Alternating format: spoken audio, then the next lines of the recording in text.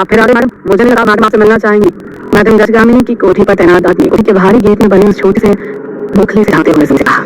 सलोनी ने मुस्कुराते हुए कहा, आज मुझे मैडम से मिलने की जल्दी नहीं है, बल्कि मैडम को मुझसे मिलने की जल्दी होगी। मैं जी समझा समझ कर करोगे भी क्या? सिर्फ मैडम से जाकर ये कहो कि अगर वो 2 मिनट में मुझसे नहीं मिली तो अगले 2 मिनट बाद मैं मीडिया से मिल रही होंगी और उन्हें ऐसी बात बताऊंगी कि अगर मीडिया ने उछाल दिया तो मैडम की आने वाली 7 पुश्तें भी मुख्यमंत्री बनने का सपना नहीं देख पाएंगी। अब यहाँ खड़े रहकर मेरा मुंह मत देख, जाकर मैडम को मेरा मैसेज दे वरना निकल जाएगा। गार्ड तेजी से अंदर की तरफ भागा। 2 मिनट से बहुत ही पहले मैडम जजगामिनी खुद नींद खोलने की हालत थी। वो पूरे सम्मान के साथ सलोनी को अंदर ले गई और उसे बड़े प्यार से अपने ऑफिस में बैठाया और खुद पानी का ग्लास पेश किया। हाँ तो बचवा, आप कुछ कर रही थी हमारे बारे में। जी मैडम, आपको गलत है, ये आपके बारे में नहीं बल्कि आपकी पीठ पर लगे नाखूनों के निशान के बारे में कह रही थी। आपने सिर्फ मानव के नौजवान की पीठ पर लगे हैं जो आपने नहीं पहुंचे मौजूद था। मुस्कुराते हुए सलोनी ने सरबत किया। ये के नाम से मैडम काम की बात बता गई। देखिए मैडम, नाखून के निशान और मां के नाखून में मौजूद पार्टिकल्स की वजह जमी और इसी के साथ है उस दरख्वास्त में ये भी कि अगर आपके कदम नाखूनों के निशान आपके नाखूनों में मौजूद पार्टिकल की भी जांच करें। हाँ ये तो मुश्किल काम होगा लेकिन मैं करूंगी। और हाँ ये तो नहीं थी, अब घर जाने से पहले मैं भी जाऊंगी और मैं बताऊंगी कि मैं क्या चाहती हूँ। सलोनी की बातें सुनकर जजगामिनी की मन तोते हुए वो सलोनी के सामने गिड़गिड़ाई उठी। हाँ आपको ऐसा नहीं करना, सही बचवा, दिल तो मेरा भी नहीं कर रहा, बता कर मैं मजबूर हूँ ना। अगर ऐसा नहीं किया तो एक बेगुनाह फांसी के फंदे पर जी जाएगा। जजगामिनी बेहद घबराने से बोली, कभी आप उससे हाँ हमसे कहाँ चाहती हैं आप? मैं आपको सच बोलकर कुछ साबित करने के लिए नहीं कहूँगी, ये इतना जरूर कहूँगी कि आप ऐसे ऐसे ऐसे नहीं करके अदालत में इस बात की गवाही देते हुए साबित करें जिस रात मोनिका ठाकुर का कत्ल हुआ उस रात आप हम दलाल के साथ सारी सच्चाई अदालत के सामने बता देंगे। मैडम जजगामिनी की बात सुनकर सलोनी ने जो सांस ली मानो किलोमीटर लंबी सांस थी और अदालत में सलोनी मशीन की बात कहा थी। माय लॉर्ड, अपनी सभी दलीलों और सभी रियल सबूत के डॉक्यूमेंट्स पेश करके मैंने अपना पक्ष अदालत के सामने रख दिया है। अपने डॉक्यूमेंट में ये साबित करने वाले सबूत दे दिए हैं कि सीसीटीवी कैमरे की फुटेज में रहे आदमी की वजह से मेरे क्लाइंट मानव को कैसे फंसाने का प्रयास किया जा रहा है। जज ने सलोनी के हर पक्ष को देखा और हर सबूत को जांचा। आपका मुलजिम घटना रात कहीं और था, इसकी कोई मजबूत आधार पेश कर सकता है? जी माय लॉर्ड, मेरे डॉक्यूमेंट्स में देश के एक बहुत बड़ी नेता श्रीमती जजगामिनी और उनकी पार्टी के 21 बड़े विधायकों के शपथ पत्र मौजूद है जो इस बात की गवाही देने को तैयार है कि घटना वाली रात मानव उनके साथ था। सभी गवाह पेश किया जाए।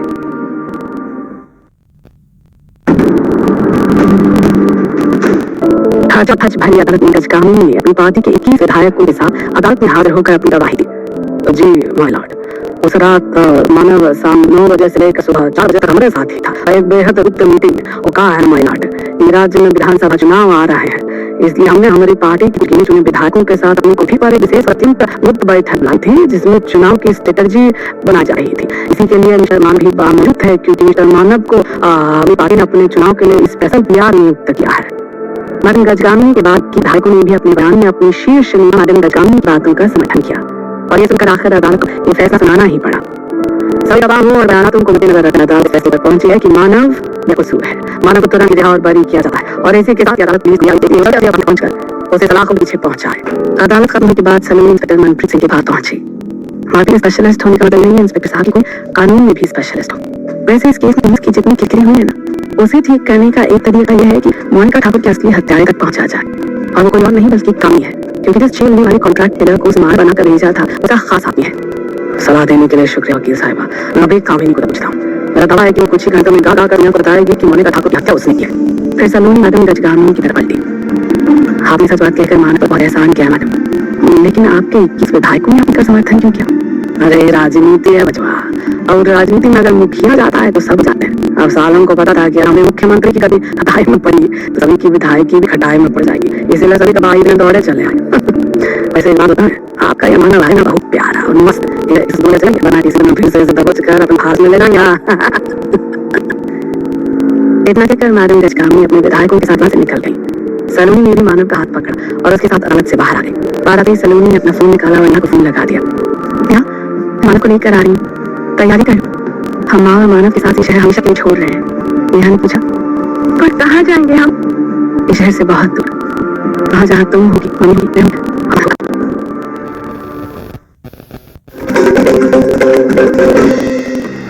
अंधेरी डूबी गुजर रात मरीन ड्राइव के सुनसान इलाके में होने वाली एक क्रिमिनल एक्टिविटी के लिए परफेक्ट थी।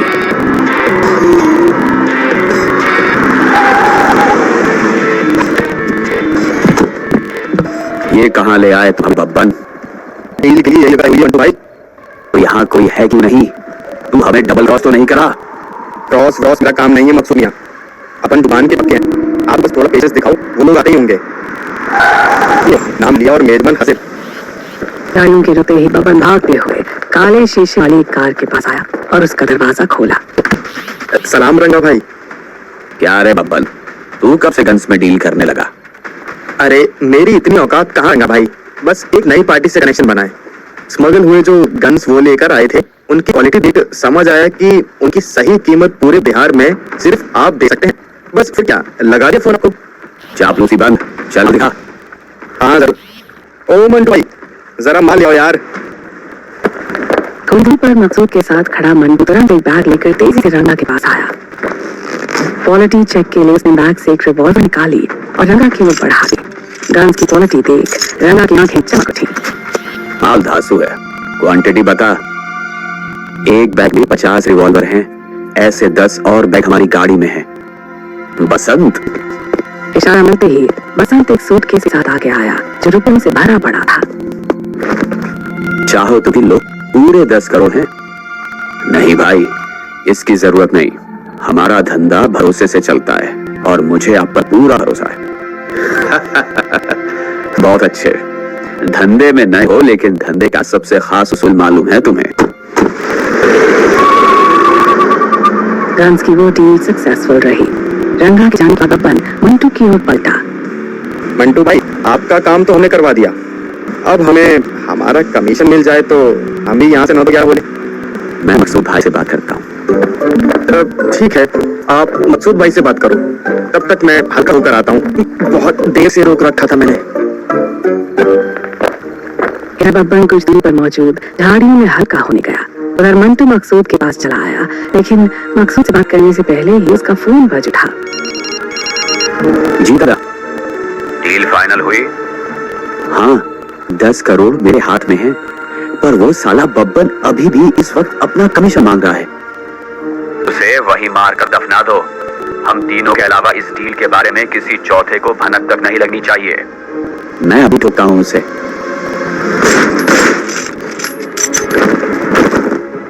मंटू बहनचोद, 2 गोलियां क्यों चलाई? सीधा भेजा उड़ाना था उस हराम के जने का। उड़ा तो भेजा ही है, मेरा नहीं, तुम्हारे दोनों टट्टुओं का। बब्बन, अभी अभी तुम्हें उस सूटकेस की तस्वीर भेजी है जिसमें तुम्हारे 10 करोड़ हैं, पर अफसोस अब वो मेरे। वो पैसे मेरे हैं बब्बन, मुझे भागने की कोशिश मत करो, वरना मैं गिरफ्त करके तुझे ढूंढ लूंगा। अंडरग्राउंड होने के बाद तू क्या मौत भी नहीं ढूंढ पाएगी मुझको। फोन रखता हूँ, राम राम। बब्बन मेरी बात सुन। बब्बन। फक। उसी वक्त सिटी के पॉपुलर नाइट क्लब में म्यूजिक की धुन पर यंग कपल्स एक दूसरे से चिपके हुए मस्ती में डांस कर रहे थे। देर रात ऐसे क्लब्स में कपल्स के अलावा ऐसे भी लोग मौजूद होते थे जो क्लब में आते तो अकेले थे, लेकिन जाते किसी के साथ। क्लब के बाहर काउंटर पर अकेली बैठी वो हसीन लड़की शायद इसी इंतजार में थी कि कोई हैंडसम और डैशी सा बंदा उसे अप्रोच करे। Hi. Hello. Shantanu. Tanvi. Couples club में आप अकेले क्या कर रही हैं? साथ तो आपकी भी कोई दिखाई नहीं दे रहा। How observant. Can you buy me a drink? कितनी लड़कियों को पता चुके हो इस लाइन से? काउंटलेस, पर तुम पर इसका असर नहीं होने वाला है ना? एक कोशिश और करके देखो। Okay, 25,000, that's my price. Tanvi को जैसे झटका सा लगा, लेकिन अगले ही पल मुस्कुरा उठी। Yes ma'am. जल्द ही दोनों उसी क्लब के एक शानदार से कमरे में थे। नॉर्मल हाय हेलो से शुरू हुई बात एक नरम नरम बिस्तर तक पहुंच चुकी थी। बिस्तर तक पहुंचते उनके कड़े बदन का साथ छोड़ चुके थे। उनकी हथेलियां उनके बदन के सेंसिटिव हिस्सों पर थिर रही थी। उनके होंठ तब तक एक दूसरे से गुथे रहे जब तक कि उनकी सांसें उखड़ने को न आई। शांतनु को बिस्तर पर गिराकर तन्वी उसकी गोद में आ बैठी। शांतनु ने अपने दांत तन्वी की ब्यूटी बोन पर गड़ा दिए। तन्वी सिसक उठी, फिर वो उसकी सुराहीदार गर्दन को चूमने लगा। मदहोश होती तन्वी ने शांतनु का हाथ थामा और उसे अपने सीने पर रख दिया। शांतनु की पकड़ एकदम से मजबूत हो गई। तन्वी जोर से चीखी। शांतनु ने तुरंत तन्वी को बिस्तर पर गिरा दिया। अब वो तन्वी के ऊपर था और तन्वी उसकी आगोश में। अधोशी का वो खेल कुछ घंटों तक चलता रहा और फिर वो बिस्तर से अलग अलग कोनों पर निढाल हो गए।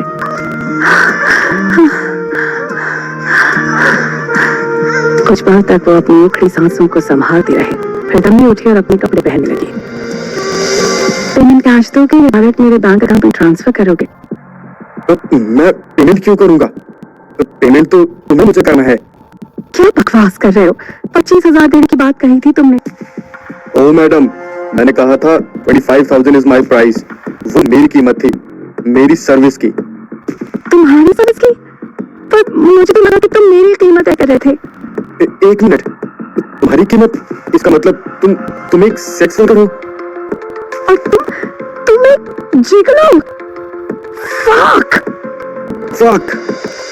पहली मुलाकात में सेक्स पर दोनों निकले सेक्स वर्कर्स। अब कौन कैसे देगा पैसे? जानिए सनम की कहानी के अगले एपिसोड में।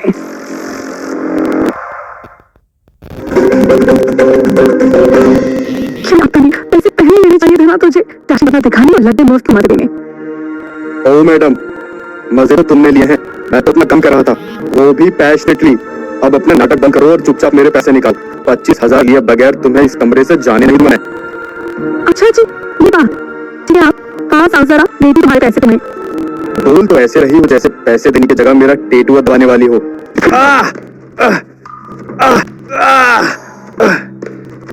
जैसे शांतनु तन्वी के पास आया, तन्वी ने उसकी टांगों के बीच एक जोरदार किक मारी। बेचारा अपने गोल्डन बॉल पकड़ चीखते हुए वहीं फर्श पर बिछ गया।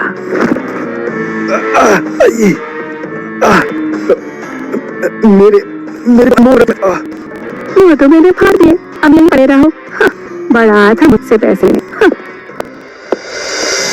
किक जोरदार थी। शांतनु की आंखों के आगे अंधेरा छा गया। जबकि उसे वहीं धूल खाता छोड़ तन्वी वापस से क्लब में आ पहुंची। सारी पूरी रात खराब करती। पता नहीं अब कोई दूसरा रईस बकरा मिलेगा नहीं। मतलब हद ही हो गई आज तो। मैं खुद को हाई क्लास स्टैंडर्ड वाली गर्ल समझती और आ गई एक निठल्ले को अपना जिस्म सौंप के। चुल्ली भर पानी में कोई डूब पाता तो आज मैं सच में उसमें डूबकर खुद को मार डालती। शिट! आउच! मने मन खुद को कोसती और अपनी ही धुन में चली जा रही थी। सामने से क्लब के अंदर आ रहे एक आदमी से टकरा गई। टक्कर जोरदार थी। दोनों लोगों की कुछ कुछ चीजें फर्श पर गिरकर इधर उधर बिखर गई। सॉरी। तन्वी झुककर तुरंत अपना पर्स और वहां बिखराई चीजें उठाने लगी, लेकिन वो आदमी अपनी चीजों को उठाने की जगह तन्वी को ताड़ने लगा। दरअसल ये आदमी कोई और नहीं, बब्बन था, जो 10 करोड़ का माल चंपत करने के बाद अंग्रेजी दारू के जुगाड़ में वहां आया हुआ था। नाइट क्लब में लड़कियों को ताड़ने वाले लोगों से तन्वी का पाला हमेशा ही पड़ता आया था। उसने इग्नोर कर अपनी चीजें उठाई और उठ खड़ी हुई। लगता है बहुत जल्दी है कहीं जाने की, बस पकड़नी है क्या?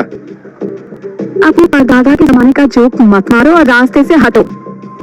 कैसे हटे?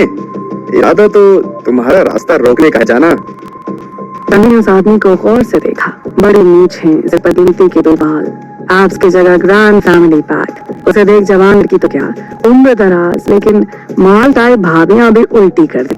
ऊपर से बब्बा के सड़े हुए दांत। एक बार तन्वी को लगा वहीं वोमिट कर देगी। शर्म मत जाओ जाने मन, बड़ा हाथ मारा है आज मैंने। तुम बस कीमत बोलो। 1 लाख। बस ये पकड़ो। बब्बा ने 1 लाख रुपए की एक गड्डी झट से तन्वी के हाथ में थमा दी। आमतौर पर धंधा करने वाली लड़कियां पैसे देख चमक उठती थी, लेकिन तन्वी का ऐसा नहीं हुआ। पैसे देकर उसे जैसे सदमा सा लगा। देखो तुम गलत समझ रहे हो, मैं ये सब नहीं करती। एक बात तो मैंने बस वो गुस्से में कह दी थी। तुम अपने पैसे अपने पास रखोगे? सॉरी। तन्वी ने तुरंत बब्बन के पैसे उसे वापस पकड़ा दिए। देखो जान, अपने को अंडरग्राउंड होना है, बस आज की रात है अपने पास ऐश मौज करने को। तू इसे मैं क्या करूं? तुम्हारे होठों की लिपस्टिक फैली हुई है, जो पैशनेट किस के बाद होता है। साथ ही तुम्हारी खूबसूरत गर्दन पर बाइट मार्क्स दिख रहे हैं। तीसरा, तुम्हारा मूड ऑफ है, मतलब जिसके साथ भी कुछ देर पहले तक तुम थी, उससे तुम्हें कुछ लॉस हुआ है। बब्बन की बातें सुनकर तन्वी हैरान हो गई। ये सब बस अंदाजे से कहा तुमने या दिमाग पर का कोई गोल है तुम्हारे पास? Experience baby, experience. मैं एक नजर में पहचान सकता हूँ कि कौन सी खूबसूरत बड़ा इस बिजनेस में इन्वॉल्व है और कौन सी नहीं। तो बताओ, बिताओगे आज की रात तुम मेरे साथ? तुमने कहा तुमने कोई बड़ा हाथ मारा है? हाँ। तो पूरी रात की कीमत 2 लाख रुपए होगी। अभी तुम 1 लाख पकड़ो, बाकी का 1 लाख अपने ठिकाने पे पहुंच के तुम्हें दूंगा। बब्बन ने तन्वी के हाथ में पैसे रख दिए। इस बार तन्वी ने वलीन से इनकार नहीं किया, तो बब्बन के साथ क्लब से निकल गई। दूसरी तरफ शांतनु कराहता हुआ होश में आया। कहाँ हूँ मैं? शायद उसी कमरे में। टांगों के बीच जो शांतनु को किक पड़ी थी, उससे वो कुछ देर के लिए बेहोश हो गया था। 15 मिनट बाद जब उसे होश आया, तब भी उसके दोनों अंग रक्त में दुख रहे थे। बहुत जोर से मारा उस चुड़ैल ने। ये दर्द भी नहीं जा रहा। ऐसे काम नहीं चलेगा। कहीं ये चोट सीरियस तो नहीं? मुझे डॉक्टर से मिलना होगा।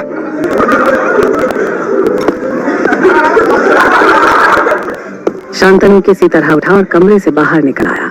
डॉक्टर के पास जाने के लिए पहले उसे क्लब से बाहर निकलना था, लेकिन यह उसके लिए आसान नहीं था। तन्वी की किक ने उसके दोनों पुर्जे सुझा दिए थे। बेचारा बड़े अजीब ढंग से चल रहा था। उसकी वो बेढंगी चाल क्लब में आए हर लड़के और लड़की का ध्यान अपनी ओर खींच रही थी। वो सब शांतनु को लेकर बातें करते हुए उस पर हंस रहे थे।